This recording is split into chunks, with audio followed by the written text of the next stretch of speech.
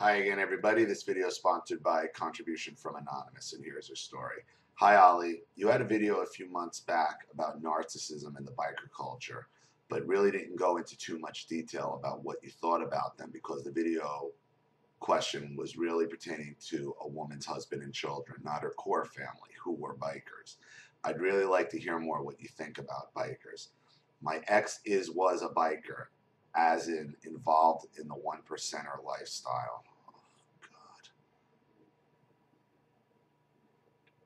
Before I even read the listen,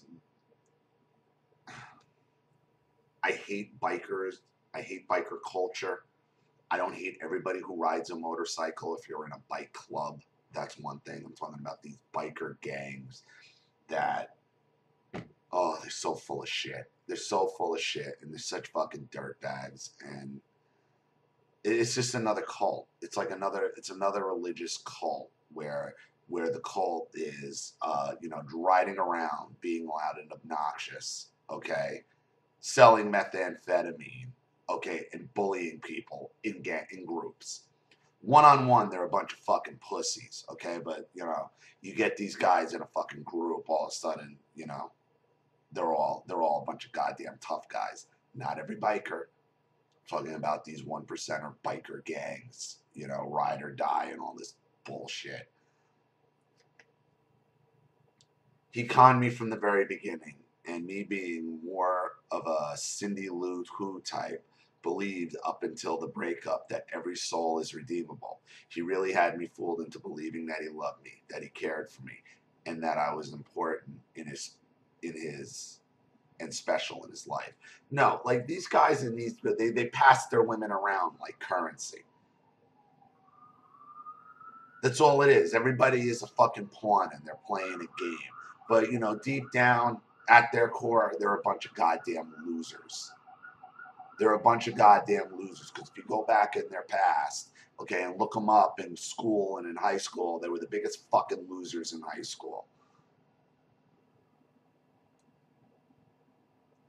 What I should have seen were his actions instead of his words, but that is all in hindsight. Now that the relationship is over, I am doing hard processing, especially on how objectified I was, which I didn't see until the relationship had ended and the fog lifted. He used me in so many terrible ways, sexually, financially, emotionally. There is a chance that my ex might have even shared nudes of myself to his buddies, as one night at a bar, one of his friends sexually assaulted me and appeared so comfortable in doing it too.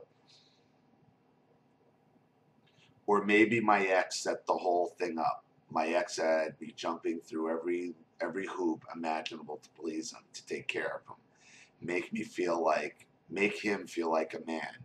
He was so very misogynistic. Anytime we fought, it was always how he was the man and I needed to shut my effing mouth. How do we guard ourselves from people that are so duplicitous that they con you out of everything you have to give, and you don't see the signs until it's too late? He has moved on to his new supply with a new one percenter club, and I'm thoroughly discarded. I've managed to block every avenue I can think of in case he ever does try to come back around. However, I'm beginning to think he won't unless he messes up with his new club.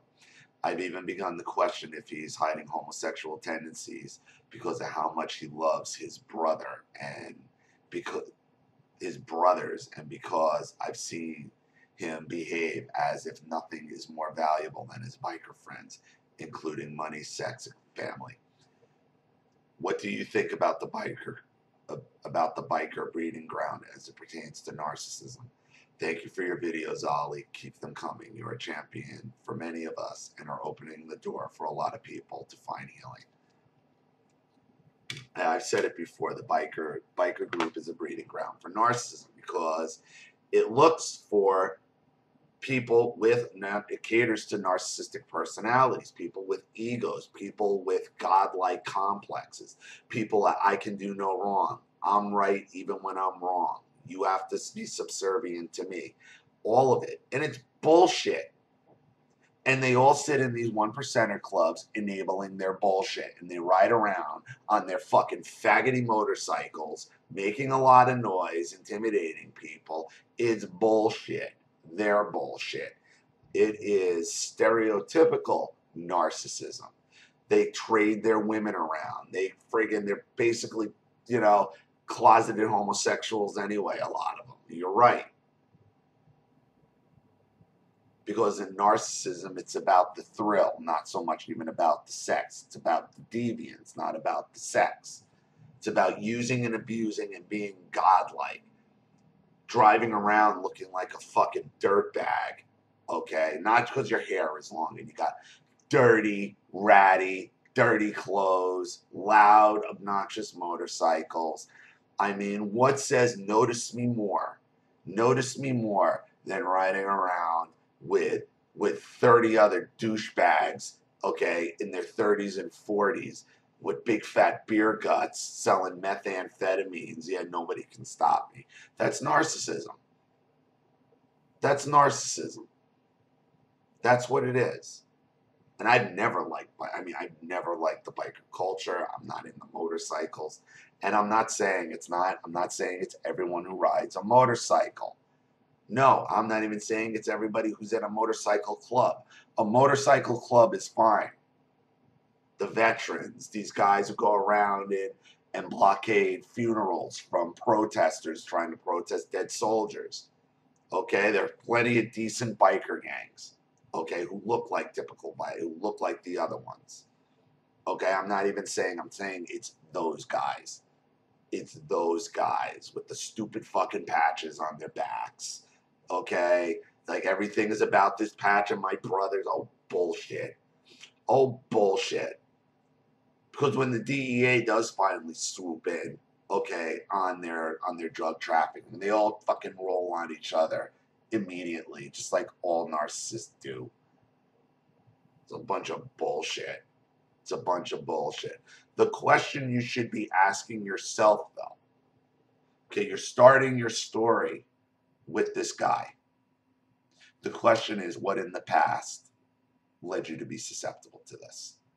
That's what you really need to start analyzing. You need to start to get to the root cause of why you were allowed to be manipulated so easily.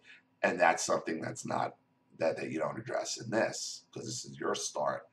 But realize you still got to go back and figure out how the hell did this guy get in to begin with. So thank you so much for your contribution, and thank you for your story. I hope it helps. Thank you to everybody watching. Please leave any opinions or advice in the comment section below.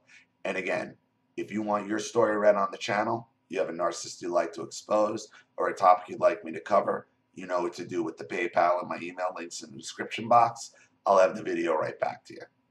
And remember, when you do send me your story, to please include at the top of the email whether it's with or without contribution and what name you'd like to go by. This is Ollie Matthews. Thanks for watching. See you all again soon. Bye.